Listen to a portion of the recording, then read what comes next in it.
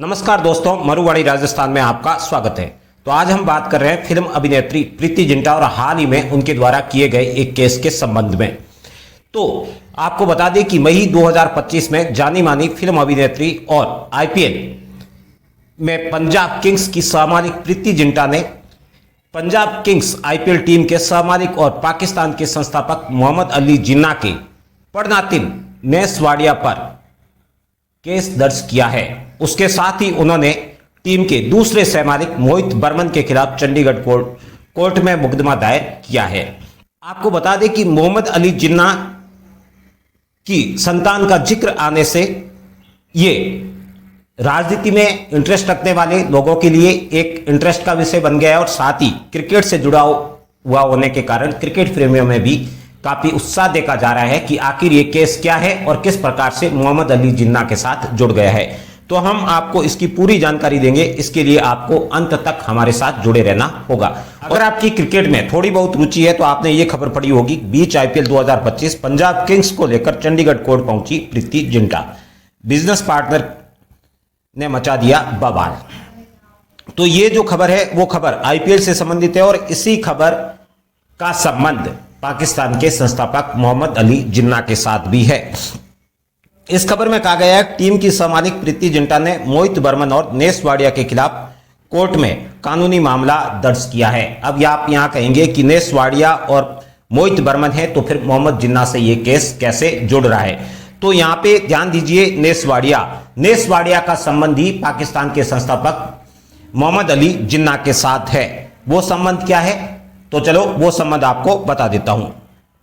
तो आपको बता दें कि नेस वाडिया का संबंध वाडिया परिवार से है। नुस्ली वाडिया और मोरिन वाडिया की संतान है। कौन? नेस वाडिया। नेस वाडिया के पिता का नाम नुस्ली वाडिया और मां का नाम मोरिन वाडिया है। वे नेविल वाडिया और दीना वाडिया के पोते हैं। पाकिस्तान के संस्थापक मोहम्मद अली जिन्ना के पड़नातिन है। नातिन यानी दोइता दोइती, लेकिन ये क्या है? पड़नातिन है, यानी उनके दोइते के पुत्र है। नेस वाडिया का एक छोटा भाई है जिसका नाम है जहांगीर वाडिया, जो गो एयर की अगुवाई करते हैं। ये गो एयर के अगुवाई करते हैं, यानी गो एयर के संस्थापक भी है और गो एयर के मालिक भी है। अब इनकी फैमिली ट्री को देख लीजिए ताकि आपको समझ में आ जाए कि ये मोहम्मद अली जिन्ना से कैसे जुड़े हुए हैं। तो आपको बता दें कि पाकिस्तान के संस्थापक मोहम्मद अली जिन्ना ने 2 शादियां की थी। एक शादी उन्होंने अपनी सचेरी बहन से की थी जब वो 16 साल के थे, उससे उनको कोई संतान नहीं हुई थी। दूसरी जो है वो रतनबाई जिन्ना से की थी। रतनबाई आपको बता दें कि पारसी परिवार से थी और उनका संबंध टाटा परिवार के साथ भी था। रतनबाई से उन्हें जो संतान हुई वो संतान थी दीना वाडिया। ये मोहम्मद अली जिन्ना की इकलौती संतान थी। मोहम्मद अली जिन्ना की एक ही बेटी थी जिसका नाम है दीना वाडिया। दीना वाडिया ने नेविल वाडिया से शादी की और ये शादी बोलते हैं ज्यादा लंबे समय तक टिकी नहीं, वो भी आपको बता देंगे।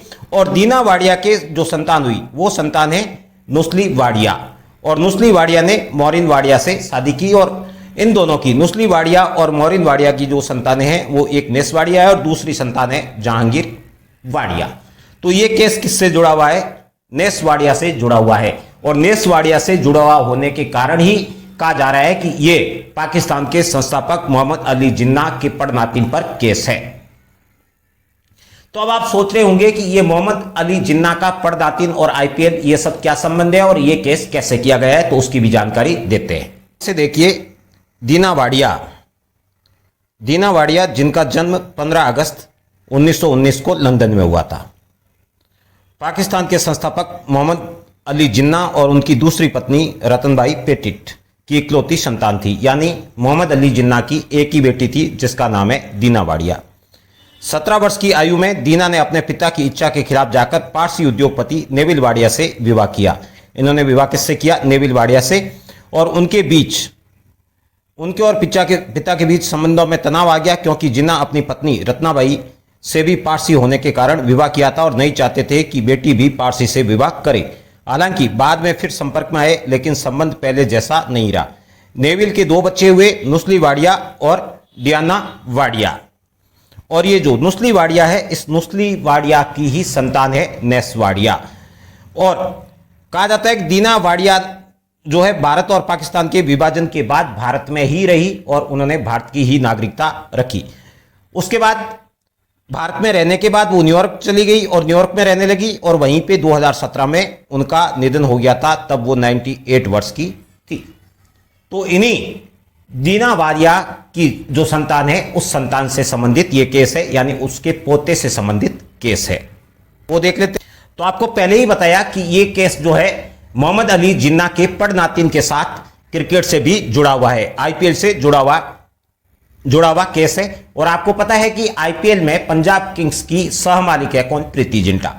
तो प्रीति जिंटा के अलावा 3 लोग और भी है जो आपको शायद ही पता हो, क्योंकि आप हर बार देखते हैं कि प्रीति जिंटा ही टीम को सपोर्ट करने के लिए आती है, लेकिन प्रीति जिंटा के पास 100 का सिर्फ 23% स्टेक है। और सबसे ज्यादा जो स्टेक है वो है मोहित बर्मन के पास, जो है 46%। जो मोहित बर्मन है वो डाबर इंडिया के निदेशक और प्रमुख शेयरधारक है। डाबर इंडिया को तो हर कोई जानता ही होगा। और उसके बाद प्रीति जिंटा जो बॉलीवुड अभिनेत्री है, और इन्हीं के बारे में हम बात कर रहे हैं। और नेस वाडिया जो मोहम्मद अली जिन्ना से जुड़े हुए हैं, इनके पास 23% है। वाडिया समूह के सदस्य और बॉम्बे डाइंग के निदेशक, बॉम्बे डाइंग जिसके तकिया वगैरह आता है, पिलो वगैरह। और उसके अलावा एक कर्णपाल है जिनके पास 8% है, वो एपी जॉय सुरेंद्र समूह के अध्यक्ष है। तो ये 4 लोग हैं, 4 लोग इस क्रिकेट टीम से जुड़े हुए हैं। चारों लोगों के पास अलग अलग कंपनी का जो शेयर है वो शेयर है। कंपनी यानी आईपीएल की जो फ्रेंचाइजी है उस फ्रेंचाइजी को क्या मान लिया आपने? कंपनी। उस कंपनी का सबके पास हिस्सा है, जो हिस्सा यहां पे बता दिया है। अब प्रीति जिंटा का केस क्या है वो देखते हैं। प्रीति जिंटा का केस जो है वो जो खबर है, खबर के अनुसार प्रीति जिंटा ने 21 अप्रैल को हुई कंपनी की एजीएम को अमान्य और अवैध घोषित करने की मांग की है। इसी साल 2025 में कंपनी यानी फ्रेंचाइजी जो आईपीएल पंजाब किंग्स 11 जो फ्रेंचाइजी है उस फ्रेंचाइजी की जो एजीएम हुई थी यानी मीटिंग हुई थी, उस मीटिंग को अमान्य घोषित करने के लिए केस किया है। और अमान्य ये क्या है? प्रीति का दावा है कि वो मीटिंग में बर्मन की ओर से वाडिया को सक्रिय समर्थन से कंपनी का अधिनियम 2013 की ओर जनरल मीटिंग है सचिवालय मानकों और प्रावधानों का उल्लंघन करते हुए आयोजित की गई थी। प्रीति जिंटा का मानना है कि जो मीटिंग हुई थी वो कंपनी अधिनियम 2013 का जो नियम है उस नियम के मुताबिक नहीं थी, और नियम के मुताबिक नहीं होने के कारण इसे अमान्य घोषित कर दिया जाए। और अमान्य घोषित करवाने का जो प्रमुख कारण है वो कारण भी देख लीजिए आप। तो प्रीति जिंटा का कहना है कि कंपनी की जो एजीएम मीटिंग हुई थी उस एजीएम मीटिंग में मोहित बर्मन कंपनी में अपनी 11.5% हिस्सेदारी किसी अन्य पक्ष के अधिकार बनाने और बेचने हस्तांतरित करने से रोका जाए। यानी जो एजीएम की मीटिंग हुई थी उस मीटिंग में यह तय हुआ कि मोहित बर्मन अपनी जो 46% हिस्सेदारी है उसमें से 11.5% जो है किसी दूसरे पक्षकार को बेच रहे हैं। तो इसमें शुरू में आपको कहा कि नेस वाडिया से भी ये जुड़ा हुआ है, तो बात यही सामने आ रही है कि ये मोहित बर्मन जो है 11.5% हिस्सेदारी है वो किसको बेच रहे हैं?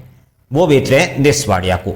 और जब वो नेस वाडिया को बेच देंगे तो नेस वाडिया और मोहित बर्मन, जो मोहित बर्मन अभी 46% पे है, वो नीचे आ जाएंगे और उनकी हिस्सेदारी किसके बराबर हो जाएगी? नेस वाडिया के बराबर हो जाएगी। नेस वाडिया और मोहित बर्मन ये दोनों जो है स्टेक ले लेंगे, कितनी? 46 उसकी और 23% दोनों को मिला के आधी आधी कर देंगे, तो कंपनी की 51 प्लस हिस्सेदारी है दोनों के पास चली जाएगी। यूं देखा जाए तो प्रेजेंट में भी है, लेकिन फिर भी किसी एक पर्सन के जो है अभी तक ऐसा नहीं है कि भारी पड़ रहा है, लेकिन बाद में भी भारी नहीं पड़ेगा, दोनों बराबर हो जाएंगे। लेकिन दोनों बराबर होकर कोई डिसीजन लेंगे जिसमें प्रीति जिंटा की जो पर्सन है उसका कोई मतलब ही नहीं रहेगा। तो प्रीति जिंटा चाहती है कि मोहित बर्मन जो स्टेक है वो स्टेक ना बेचे, जो एजीएम में यही फैसला हुआ था।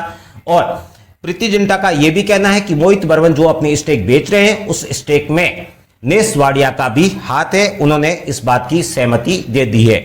और उनके द्वारा जो एजीएम की मीटिंग बुलाई गई थी उस एजीएम की मीटिंग में प्रीति जिंटा को इनविटेशन सही तरीके से नहीं मिला है, जिसके कारण इस मीटिंग को रद्द किया जाए और साथ ही मोहित बर्मन को अपनी जो स्टेक है उस स्टेक को बेचने से रोका जाए, क्योंकि यह मामला जुड़ा हुआ है एक फ्रेंचाइजी के साथ। अगर ऐसा होता है तो प्रीति जिंटा को लगता है कि उनकी जो प्रेजेंस है उसका मतलब ही नहीं रहेगा, दोनों मिलकर कोई भी फैसला ले लेंगे। या फिर हो सकता है कि प्रीति जिंटा इस स्टेक को खरीदना चाह रही हो ताकि उसका और मोहित बर्मन का जो स्टेक है वो इक्वल हो जाए, दोनों बराबर के पार्टनर बन जाए। Thank you. कैसा लगा वीडियो कमेंट बॉक्स में बताना ना भूले। धन्यवाद मित्रों, फिर मिलेंगे किसी दिन नए वीडियो के साथ।